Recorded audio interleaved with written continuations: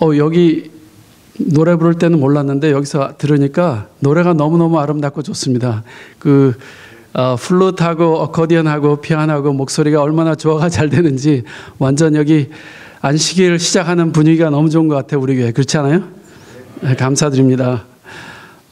또한 오늘 부족한 제가 나왔습니다. 우리 장로들이 1년에 한 번씩 금요일 시간을 맡으라 그래가지고 제가 1차로 나왔는데 아마 장로들 훈련시키라고 목사님 그렇게 한 것 같습니다. 좀 부족하더라도 이해해 주시기 바랍니다. 오늘은 예수님을 만나는 방법에 대해서 제가 한번 나눠보고 싶습니다. 먼저 요한복음 20장 31절 다 같이 읽어보시겠습니다. 시작. 오직 이것을 기록함은 너희로 예수께서 하나님의 아들 그리스도이심을 믿게 하려 하며 또 너희로 믿고 그 이름을 힘입어 생명을 얻게 하려 함이니라. 아멘. 예수님을 구세주로 믿는 기독교회와 다른 종교의 여러 차이가 있습니다. 그 가장 결정적인 차이를 말하라면 기독교는 예수님과의 만남의 기초를 두고 있다는 점입니다. 불교가 깨달음의 종교이고 유교가 가르침과 배움의 종교이고 이슬람의 행위의 종교라면 기독교는 만남의 종교입니다. 사람이 되신 하나님 예수님 그리스도와의 만남입니다. 예수님과의 만남을 빼면 기독교는 아무것도 아닙니다. 물론 기독교 안에는 깨달음도 있고 가르침도 있고 배우는 것도 있고 선한 행위를 하는 것도 다 있습니다.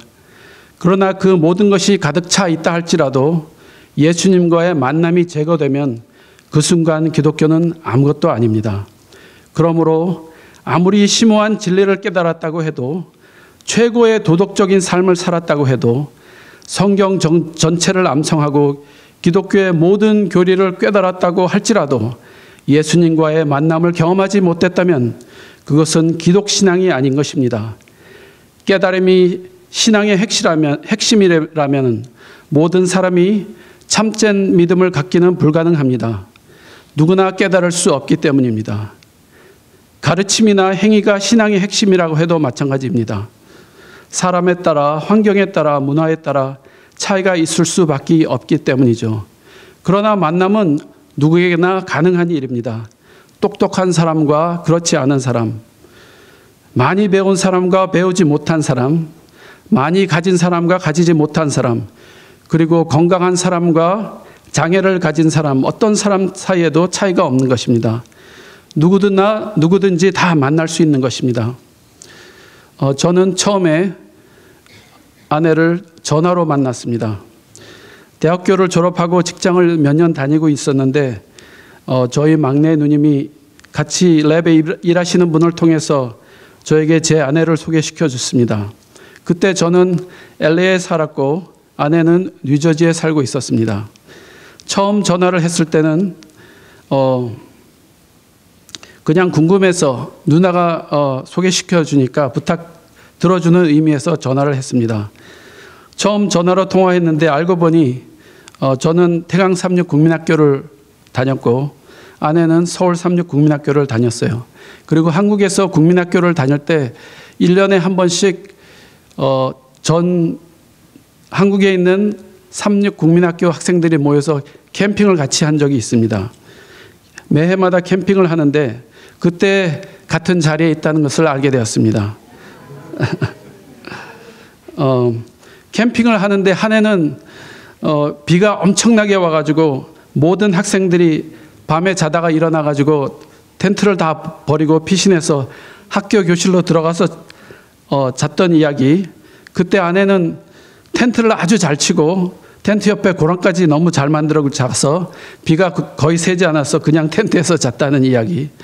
그리고 또 학술대회 노래 부르러 나가서 상 타는데 저는 기억은 안 나지만 이런저런 이야기를 하다 보니까 비록 멀리 있었지만 저와 배경이 비슷하고 교회도 같은 안식일을 교회에 다니고 나이도 비슷해서 호감이 많이 갔습니다. 그래서 계속해서 한 달 동안 전화로만 쭉 데이트를 했습니다. 한 달이 지난 후에 비행기를 타고 뉴저지를 가서 처음 만나게 되었습니다. 직접 얼굴을 만나고 대하니까 전화로 대화했을 때하고 같았을까요? 달랐을까요? 예? 직접 만나서 보니까 전혀 달라요. 비록 그전에는 사진들을 여러 장 보내줘서 어떻게 생긴 것도 알았고 전화로 한 달 동안 많이 이야기해서 어느 정도 잘 안다고 생각했었는데 직접 만나서 대화할 때는 얼굴과 몸매를 더 잘 보게 될 뿐만이 아니라 아내의 성격이 어떤지, 뭐를 좋아하는지, 뭐를 싫어하는지 훨씬 더 잘 알게 됐습니다. 그 후로 비행기 타고 오고 가고 하면서 훨씬 더 잘 아는 다음에 장거리 연애를 한 1년 동안 했습니다. 그리고 결혼했죠. 예수님께서는 우리를 만나기 위해 하늘에서 이 세상에 오셨고 지금도 우리를 만나기 위해 간절하게 원하십니다. 그렇기 때문에 원하시는 사람은 누구나 예수님을 만날 수 있습니다. 예수님을 만날 때 인간의 가장 근본적인 문제인 죄의 문제가 해결되기 때문에 사탄은 이 만남을 방해하는 일에 모든 노력을 기울이고 있습니다. 사탄은 사람들이 성경에 대한 지식을 갖는 것, 일상생활에서 선을 행하는 것, 그리고 기독교 교리의 체계를 깨닫는 것 별로 두려워하지 않습니다. 그렇게 심각하게 여기지 않습니다. 사탄의 두려워는 단 한 가지는 사람이 예수님을 만나는 것입니다. 예수님을 인격적으로 그리고 실제적으로 만나는 것이 아니라면 사탄은 무엇이든지 허용합니다. 역사적인 예수님에 대해서 배우는 것, 유대인들처럼 날마다 성경을 읽고 연구하는 것, 열심히 교회에서 봉사하고 헌신하는 삶을 사는 것, 우리는 그것을 대단하다고 여길지 모르지만 사탄은 그것을 대수롭지 않게 여깁니다. 그래, 열심히 해라 해. 왜냐하면 예수님을 만나지도 못하고 도덕적이고 종교적인 삶을 사는 것이 가능하다는 사실을 사탄은 알고 있기 때문입니다. 그러므로 여러분, 오늘 이 한 가지를 꼭 기억하시기 바랍니다. 믿음은 예수님을 만나는 것입니다. 예수님을 만나는 것이 믿음입니다. 그래서 저는 오늘 이 시간에 예수님의 제자들의 경험을 통해 우리가 어떻게 예수님을 만나는가 하는 매우 중요한 주제를 함께 생각해 보려고 하는 것입니다. 대부분의 제자들은 갈릴리 호수 옆에서 예수님을 처음 만났습니다. 예수님께서 그들을 찾아오셨고 예수님의 부르심에 순종함으로 그분들은 제자가 되었습니다. 그곳에서 그들은 사람이 되신 하나님, 인류의 구원자로 오신 메시아를 만났습니다. 그 첫 만남에서 구원의 놀라운 역사가 시작된 것이죠. 그러나 우리가 아는 것처럼 그 첫 만남은 완전한 만남이 아니었습니다. 제자가 되어서도 예수님을 늘 따라다녔으면서도 예수님을 제대로 알지 못했기 때문입니다. 욕심과 이기심이 제자들의 눈을 가리고 있었기 때문에 예수님이 어떤 분인지 정확히 알지 못했고 예수님의 사역의 본질을 이해하는데도 실패했습니다. 그래서 예수님을 따라다니면서 늘 딴 생각을 품고 있었고 틈만 있으면 서로 높아지려고 경쟁했습니다. 3년 동안 예수님과 함께 먹고 자고 일했지만 사실 제자들은 예수님을 온전히 못 만난 것입니다. 만나기는 만났는데 제대로 못 만난 것입니다. 그 결과가 무엇인가? 그 결과가 이 제자들을 예수님이 인류의 구원을 위해 하셔야 할 가장 중요한 사역, 즉 십자가에서 죄인을 위해 화목제물이 되시고 다시 살아나시는 일을 이해하지도 못했고 받아들이지도 못했습니다. 그 증거가 마태복음 16장 21절로 22절에 기록되어 있습니다. 같이 한번 읽어볼까요? 시작.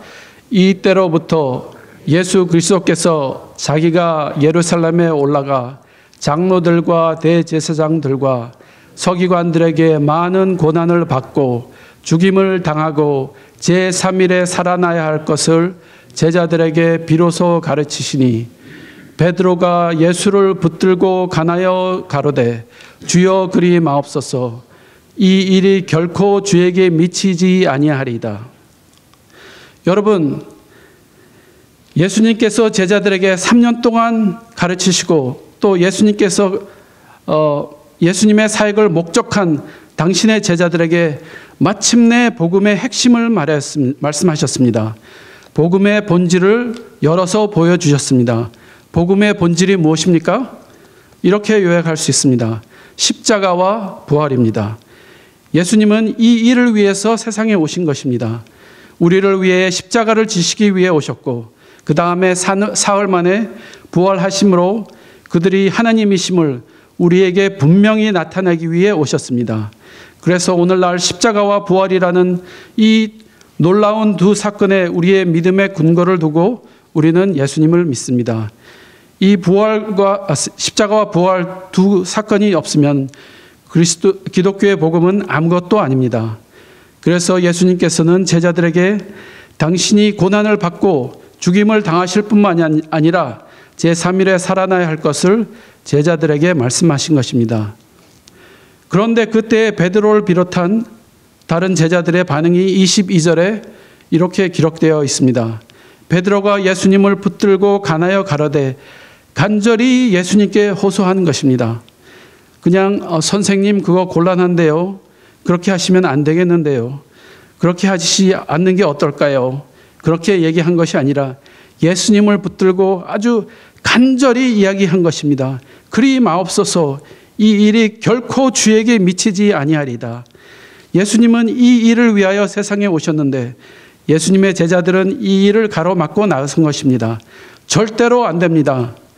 여러분, 이 일이 안 되면 인류는 구원을 받지 못합니다. 인간의 죄 문제는 해결되지 않습니다. 예수님은 이 일을 위해서 오셨는데 제자들은 예수님의 가는 길을 막고 나선 것입니다. 마태복음 17장 22절 23절 말씀을 보겠습니다. 갈릴리에 모일 때 예수께서 제자들에게 이르시되 인자가 장차 사람들의 손에 넘기어 죽임을 당하고 제3일에 살아나리라 하시니 제자들이 심히 근심하더라. 다시 예수님께서 복음을 말씀하셨습니다. 다시 예수님께서 이 땅에 오셔야 했던 이유를 제자들에게 설명하셨습니다. 그러나 이 일이 제자들에게는 큰 근심거리가 되었습니다. 그들이 심히 근심하였습니다.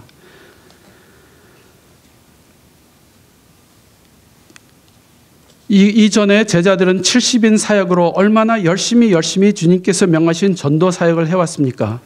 귀신도 쫓아내고 안식일도 잘 지켰고 헌금도 잘 드렸고 도덕적인 삶을 잘 살았습니다. 그러나 그들에게 지금 인류의 복음의 핵심거리가 근심거리가 되었습니다. 내가 수십 년 교회를 열심히 다니고 하나님의 일을 열심히 하고 있어도 예수님을 제대로 만나지 못하고 믿으면 참 하나님의 사업을 이해하지 못하고 모든 일이 나의 소원, 나의 뜻대로 이루어져 나가지 않으면 하나님의 복음이 우리에게 근심거리가 될 수 있습니다. 참으로 하나님을 만나지 못하고 수십 년 예수님을 따라다닌다 하여도 나의 충족을 위해서 하나님의 일을 했다면 아무 필요가 없습니다. 이러한 제자들의 문제를 예수님께서 어떻게 해결하셨습니까? 언제 해결하셨습니까? 그들이 부활하신 예수님을 다시 만났을 때부터입니다. 부활하신 예수님을 다시 만난 후에 제자들은 완전히 다른 사람이 되었습니다. 여기 누가복음 24장 50절로 53절 말씀을 보겠습니다. 예수께서 저희를 데리고 베다니 앞까지 나가사 손을 들어 저에게 축복하시더니 축복하실 때 저희를 떠나 하늘로 올리우시니 저희가 그에게 경배하고 큰 기쁨으로 예루살렘에 올라가 늘 성전에 있어 하나님을 찬송하니라. 여러분, 이 말씀은 예수님이 이제 하늘로 승천하신 후에 제자들의 모습을 기록하고 있습니다. 여러분, 십자가에서 예수님을 잃어버렸을 때 제자들의 반응이 어땠습니까? 뿔뿔이 흩어져서 다 도망갔습니다. 왜 그랬을까요? 이제 예수님이 죽었으니 끝이다. 더 이상 예수님이 우리의 삶의 문제를 해결해 줄 수도 없고 세상의 권력과 권세로부터 우리를 지켜줄 수가 없으니 이제는 내가 알아서 내 인생을 살 수밖에 없다. 그런 판단을 한 것입니다. 그래서 십자가에서 예수님을 잃어버렸을 때 제자들은 미련 없이 그분을 떠나갔습니다. 그런데 그로부터 그저 한 40일이 지났을 뿐인데 제자들은 아주 완전히 다른 사람이 되어 있는 모습을 우리가 누가복음 24장에서 발견하는 것입니다. 여기서도 사실은 예수님께서 제자들을 떠나갔습니다. 제자들은 예수님을 잃어버렸습니다. 51절 축복하실 때에 저희를 떠나 하늘로 올리우시니, 부활하신 후에 그들과 함께 계시던 예수님이 이제 하늘로 올라가셨습니다. 저희를 떠나가셨습니다. 여러분, 옛날 같으면 제자들이 어떻게 해야 될까요? 어떻게 하는 것이 옳습니까? 가지 말라고 붙잡아야죠. 베드로가 그랬던 것처럼 가나여 가로되 주여 결단코 이런 일이 일어나서는 안 됩니다 라고 이야기해야 되지 않겠습니까? 왜냐하면 예수님이 이제 떠나가시니까요. 예수님이 떠나가면 누가 제자들을 지킵니까? 누가 문제를 해결해 줍니까? 누가 제자들을 로마로부터 혹은 바리새인과 사두개인으로부터 안전하게 지켜줄 수 있겠습니까? 그렇게 할 사람이 세상에 아무도 없습니다. 그런데 예수님이 하늘로 올라가시는데, 예수님께서 제자들을 떠나가시는데 제자들은 슬퍼하지 않습니다. 여러분, 이 놀라운 변화는 부활하신 예수님을 제자들이 이제는 온전히 만났기 때문입니다. 마침내 제자들이 예수님이 어떤 분인지 정확히 알게 된 것입니다. 부활하신 예수님을 다시 만났을 때 제자들은 비로소 예수님을 온전히 만났고, 예수님을 온전히 만났을 때 자신들의 삶의 방향과 목적을 분명히 깨달을 수 있게 되었습니다. 그 후로 제자들은 한 번도 흔들리지 않고 복음의 증인으로 살다가 순교했습니다. 예수님의 제자들은 이 두 번째 만남이 필요했습니다. 여러분들도 예수님을 만나고 싶으지 않으세요? 예수님을 진정으로 만나는 것은 모든 그리스도인의 소망입니다. 만날 수 있으면 누군들 마다하겠습니까? 문제는 어떻게 해야 우리가 예수님을 진정으로 만날 수 있는가 하는 것입니다. 그리고 기독교 안에 예수님을 만났다 하는 사람이 굉장히 많습니다. 그런 사람들의 경험은 여러 가지가 이야기되지만 과연 우리가 그것을 신뢰할 수 있는가, 안전한 것인가 하는 것도 우리가 생각해 보아야 할 문제입니다. 인터넷에 보면 어떤 사람은 1초에 예수님을 만나는 방법에 대해서 설명하는 사람도 있습니다. 제 친구 중에 하나를 우리 고등학교 동창회에 만난 적이 있습니다. 동창회에서 오래간만에 친구들을 만나면은 그냥 히히닥거리고 오래간만에 만난 동창들을 보고 아주 정신이 없는데, 다른 친구들이 저를 보고 진지하게 얘기해요. 이 친구 한 명이 좀 이상하게 됐으니까 가서 얘기를 아마 잘 해보라 그래요. 그리고 좀 걔의 마음을 바꿔보라 그래요. 그래서 그렇게 별로 친하지 않은 친구였는데 친구들이 권하니까 1대1로 만나서 이야기를 나눈 적이 있습니다. 이 친구가 하는 말이, 석수야, 나는 요즘 예수님을 매일 만나는 기쁨으로 산다 그래요. 그래서 예수님을 어떻게 만나냐, 그러니까 자기가 기도를 한참 들이다보면은 자기에게 어디 가서 무슨 일을 이렇게 하라는 음성이 들린다 그래요. 그래서 거기 가보면은 그런 비슷한 일이 사실 일어나고 그대로 된다고 그래요. 그러면 기뻐서 그 일 때문에 하나님께 또 감사드리고 기도드린다고 그럽니다. 그래서 언제부터 그렇게 되었느냐고 자세히 물어보니까 처음에는 여러 명의 사람들과 그룹으로 만나서 교육을 좀 받았다고 그래요. 처음에는 기도하라고 그랬는데 예수님의 음성도 잘 들리지도 않고 그렇다고 그래요. 그래서 계속해서 기도를 하다가 보니까 어떤 생각이 희미하게 드는데 예수님의 말씀인가 처음에 굉장히 궁금하게 여겼다 그래요. 그래서 생각대로 하면 어떨 때는 그 생각대로 이루어지고 어떨 때는 생각대로 이루어지지 않을 때도 있었는데, 이제는 자기가 성령의 마음을 음성을 잘 들을 수 있어서 매번 그 말씀대로 하면 거의 다 이루어진다고 그래요. 그래서 그거 참 신기하다. 그런데 그 생각을 성령님께서 주시는지 사탄이 넣어주는지 너는 어떻게 아니? 그러니까 자기는 기도할 때 듣는 음성이기 때문에 성령님께서 주시는 음성인지 확실히 안다고 그럽니다. 그리고 저보고도 같이 한번 해자고 굉장히 권하는 거예요. 그래서 저는 좀 무서운 생각이 들어가지고 좀 마다한 적이 있습니다. 누가복음 24장에 기록된 말씀을 통해서 부활하신 예수님을 만난 제자들의 경험이 오늘 우리에게 예수님의 만나는 신앙에 어떻게 적용돼야 하는지 그런 관점에서 우리 누가복음 24장 말씀을 살펴보겠습니다. 누가복음 24장에는 제자들이 부활하신 예수님을 만나는 이야기가 두 가지가 있습니다. 하나는 엠마오로 가는 두 제자가 예수님을 만나는 이야기고, 다른 하나는 그날 밤에 예루살렘에 모여있던 11 제자가 예수님을 만나는 이야기입니다. 이 두 이야기의 공통점을 통해서 우리가 예수님을 어떻게 만나는가에 대해서 해답을 오늘 찾으려고 합니다. 먼저 누가복음 24장 13절로 16절까지 말씀을 보겠습니다. 그 날에 저희 중 둘이 예루살렘에서 25리 되는 엠마오라 하는 촌으로 가면서 이 모든 된 일을 서로 이야기하더라. 저희가 서로 이야기하며 문의할 때 예수께서 가까이 이르러 저희와 동행하시나 저희 눈이 가려워져 그인 줄 알아보지 못하거늘. 예수님께서 십자가에서 예수님을 잃어버리고 절망하여 고향으로 돌아가는 이 엠마오로 가는 두 제자 곁에 호련히 예수님께서 나타나셨습니다.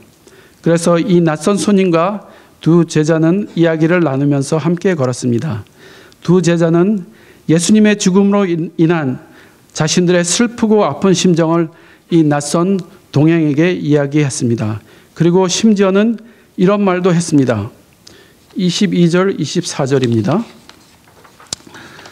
또한 우리 중에 어떤 여자들이 우리로 놀라게 하였으니 이는 저희가 새벽에 무덤에 갔다가 그의 시체는 보지 못하고 와서 그가 살으셨다 하는 선사들의 나타남을 보았다 함이라.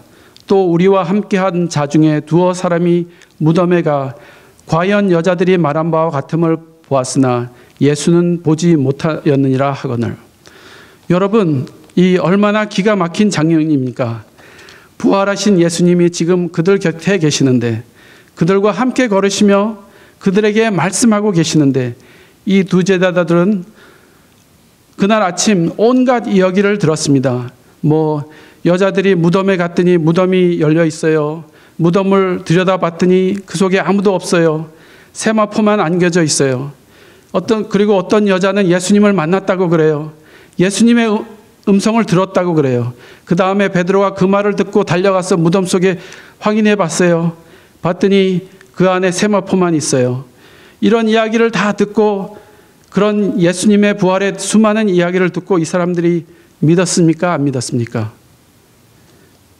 믿었다면 그들이 엠마오로 3시쯤 되어서 출발하지 않았을 거예요. 이 사람들은 그 이야기를 다 듣고도 못 믿은 겁니다.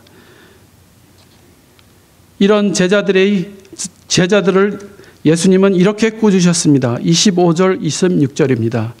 가라사대 미련하고 선지자들의 말한 모든 것을 마음에 더디 믿는 자들이여, 그리스도가 이런 고난을 받고 자기의 영광에 들어가야 할 것이 아니냐 하시고, 이 말씀을 들으면 예수님의 답답함이 느껴지지 않습니까?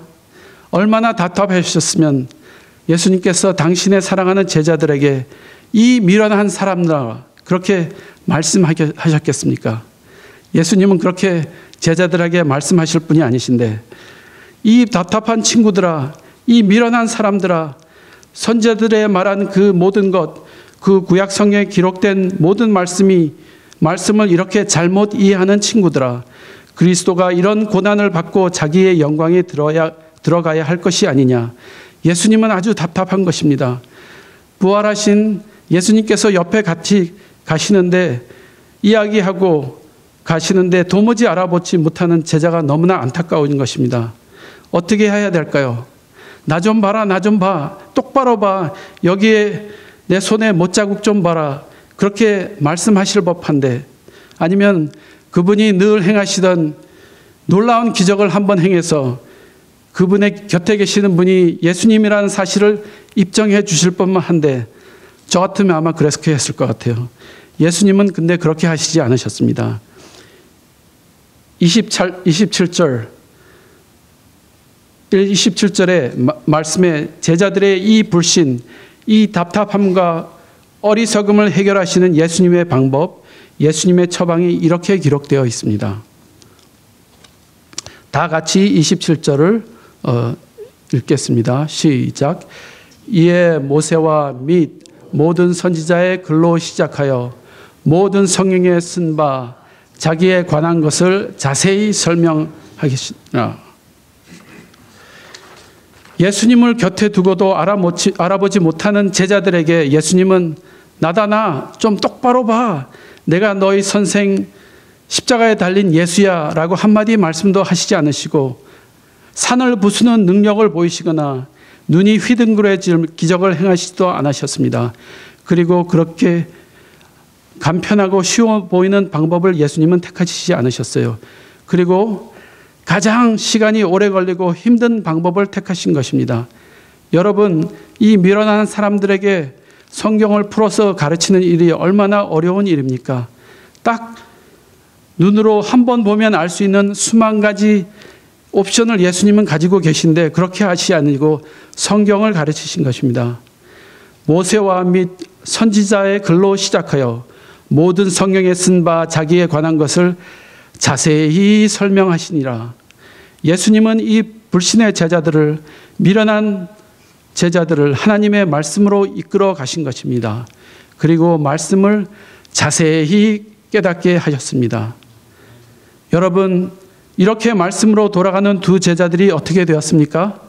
31절에 보면은 다 같이 읽어보실까요?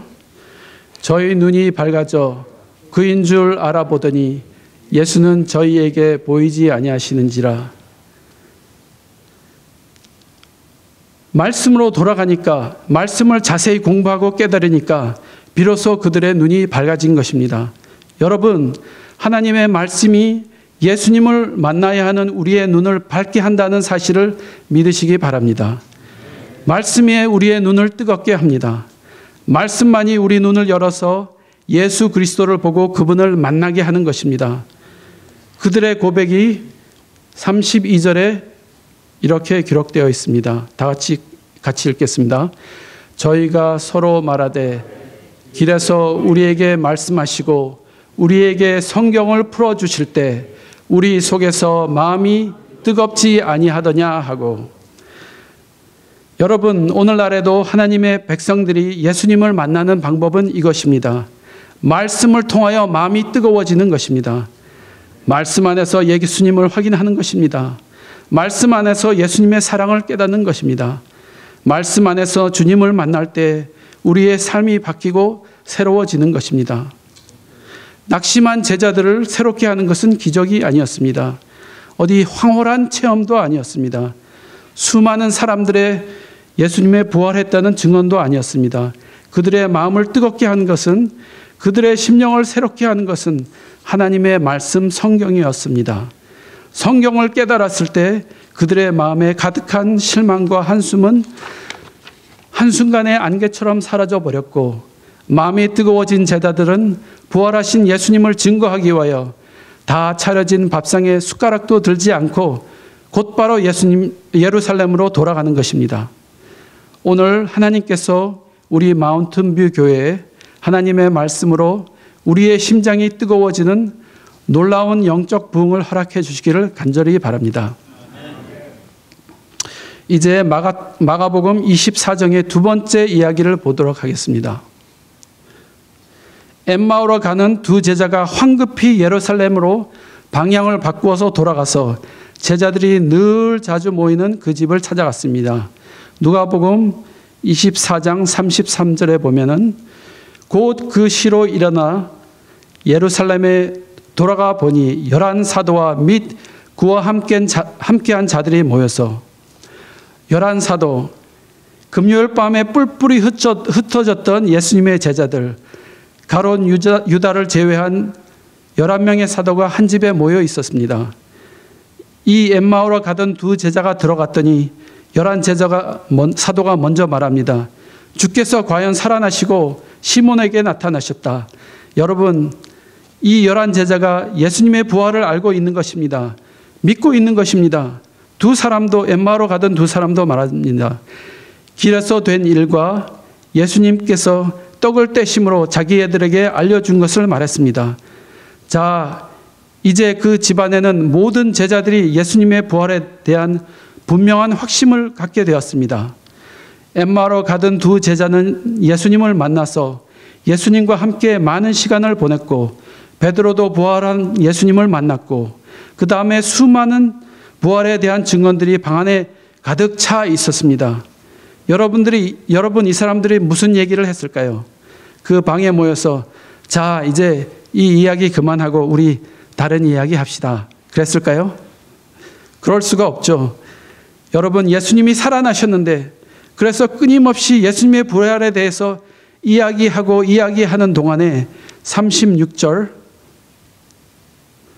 이 말을 할 때 예수께서 친히 그 가운데 서서 가라사대 너에게 평강이 있을지어다 하시니, 그러면 이 제자들의 반응이 어때야 했을까요?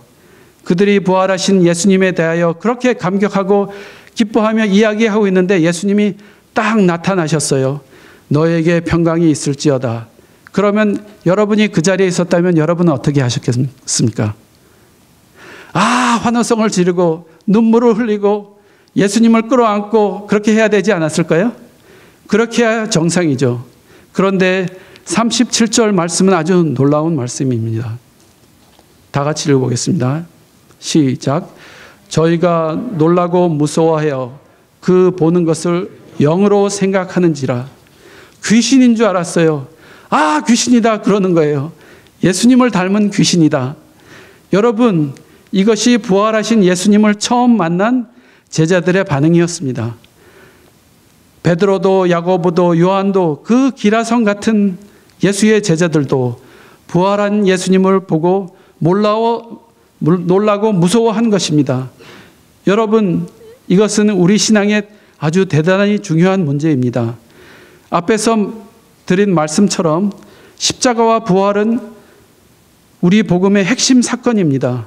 십자가에 달려주시고 부활하신 예수님을 믿는 것이 우리 기독교의 기본 신앙입니다. 그런데 지금 십자가에 달리셨을 때 뿔뿔이 헤어졌던 주님의 제자들이 부활하신 예수님 앞에서 두려워하고 있는 모습을 보고 있는 것입니다. 정말 놀랍고 무서운 일입니다. 가장 큰 기쁨과 소망의 이유가 되어야 할 예수님의 부활이 이 제자들의 공포와 두려움이 된 것입니다.